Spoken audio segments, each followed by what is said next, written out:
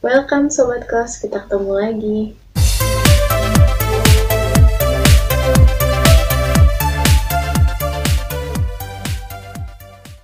Hari ini gue akan masak beef teriyaki tanpa MSG alias micin guys. Di negara asalnya Jepang, teriyaki ini sebenarnya adalah teknik memasak makanan yang dipanggang dengan cara diolesi kecap asin, mirin, atau sake, dan gula. Bahan makanan yang biasa dibikin teriyaki ini contohnya daging sapi, daging ayam, ikan, cumi, dan konyaku juga bisa. Karena gue gak akan pakai sake atau mirin buat masak beef teriyakinya, jadi gue akan ganti dengan bawang putih supaya aromanya lebih wangi. Daripada penasaran, kita ke dapur aja yuk. Stay tune ya guys.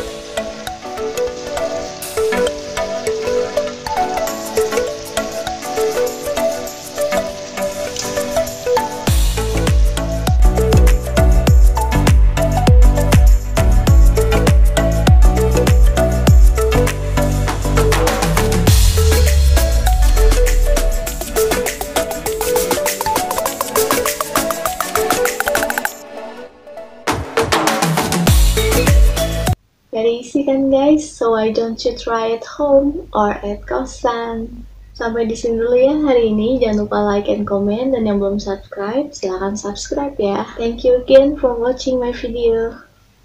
Bye.